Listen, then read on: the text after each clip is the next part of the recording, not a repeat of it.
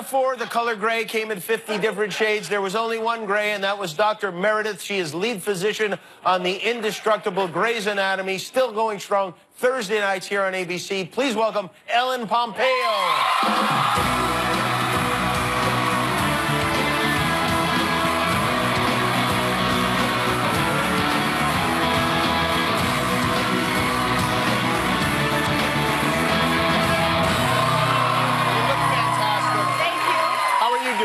I'm really well. You were talking about all of my favorite things. What are your favorite things? Gays, cakes, and donuts. Gays, cakes, and donuts. Yeah, that pretty much covers it. Yeah, both of which I don't touch anymore. What about football? Because I know you are from... Wait, which? The cake and the donuts. Okay, the cake and the donuts. Yeah, I still occasionally rub a gay. You have to. It's good luck. I want to ask you about, because I know you and your husband, Chris, are both from Massachusetts, how you reacted to the Super Bowl on Sunday. Did you care? It was his birthday. Oh, no. Yes. Oh, that's a double whammy, isn't it? Yeah, but you know what I say? What? That's what they get for supporting the giant Cheeto in charge. That's karma for you, Belichick. Did they support him, or did he decide they supported him?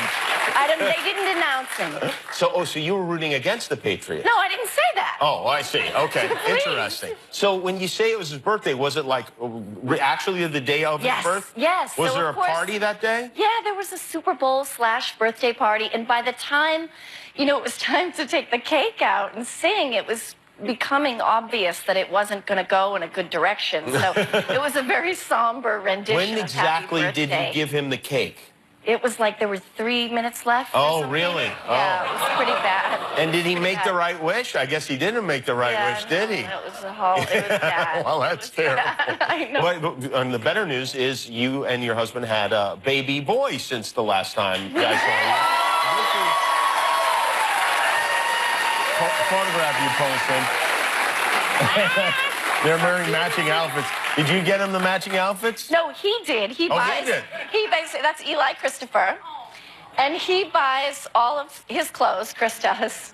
And what you can't see in that picture is I bought Eli a gold chain so he could match his dad. Oh, you can't see the chain? You can't see the chain. But by the way, it's a little weird for a Patriots fan to name his kid Eli, isn't it? I mean, shouldn't you go... Did you have to bring that up? Tom Brady or something like that? Wait, did we talk about this? No.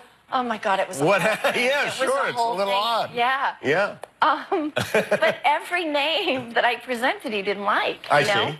And so Chris's last name is Ivory, and it's a specific, it begins with a vowel and ends with a vowel. So there aren't many first names that sound good with Ivory. It has to flow, Gotcha. And I didn't want to do another Chris Ivory. Uh-huh.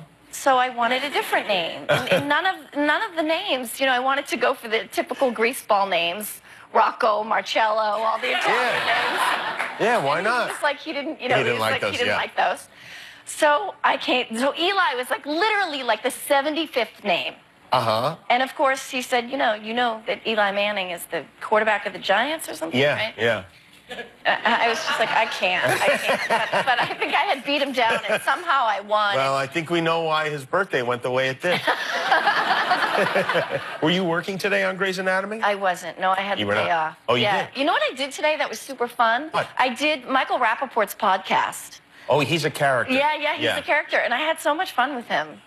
He attacks me every once in a while on his podcast, and I ran into him at a store, and I said, I don't mind, because he's such a character, and I said, you ball buster. And, what does he go after you about? Oh, whatever, it doesn't matter, usually Howard Stern-related things, yeah. Okay, he's jealous. Yeah, of course he's jealous. Yes, and you're more handsome. See, now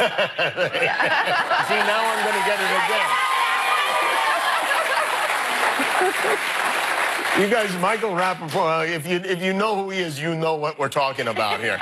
Did he let you talk, or did he talk the whole time? He did. He let me talk. He let you talk. That's nice of him. By the way, he's very lucky to have you.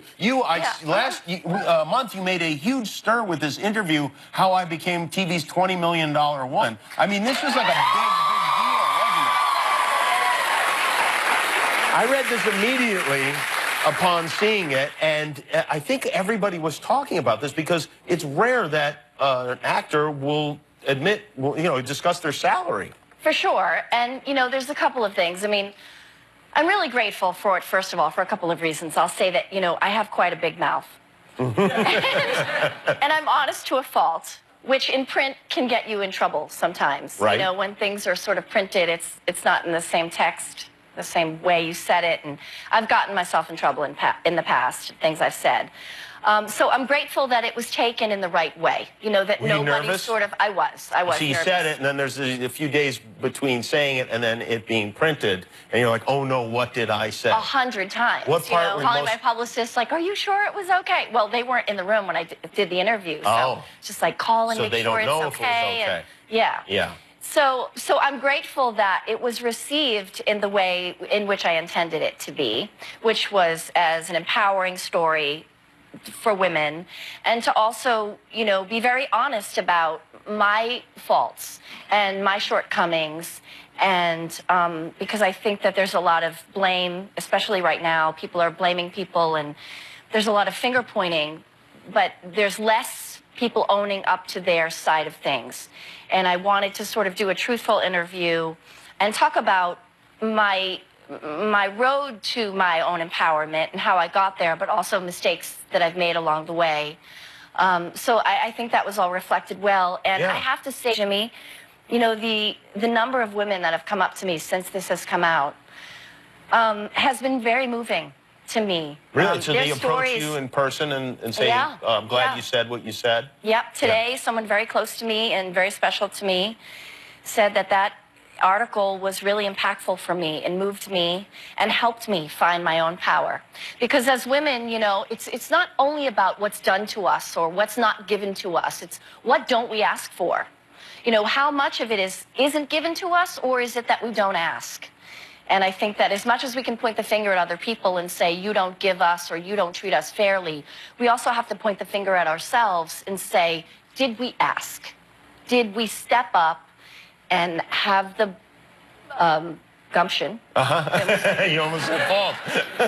to ask for what a man would? We have to own our part of it. And sometimes we're too shy, we're too afraid to be seen as difficult, to really speak our minds. So I'm grateful for all of it. I think as an actor also there's a certain amount of insecurity that goes along with doing this for a living, that maybe you feel like, oh, I shouldn't be. I mean, because obviously whatever you make is a lot of money. I mean, and you compare it to people you grew up with and people and then you go, this is obscene, really. But then you realize, oh, but the company I work for is making this amount of money, and my fellow actors are making this amount of money, and I should make this amount of money. And did you do that for yourself, or was it in cooperation with your agent, or really was that a personal decision? It was really between Shonda and I. And, the decision to keep the show going or not, because she moved to Netflix. Right. And so did I want to be involved in the show if she wasn't there? And what did her move to Netflix mean? How present would she be or wouldn't she be? Right. So there was a lot of conversations. I have two amazing lawyers, but one of them is a woman. And what's the other one? He's a gay.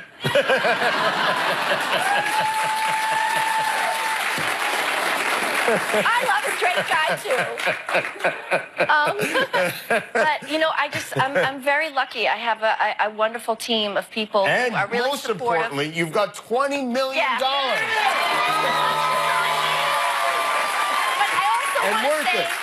I also want to say, let's just kiss the ring for a minute. I know you'll agree with me. You're not wearing one. That I think I am. Okay.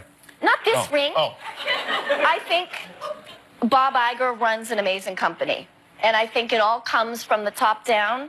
And I think that man is a class act and runs this company in a way that is just, I'm really impressed by everything he does.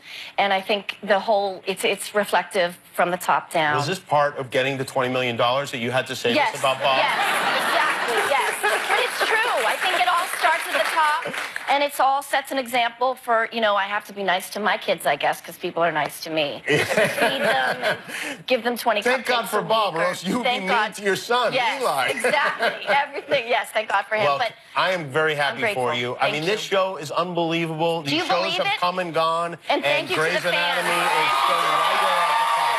Ellen Pompeo, everybody. Grey's Anatomy, Thursday nights on ABC. We'll be right back.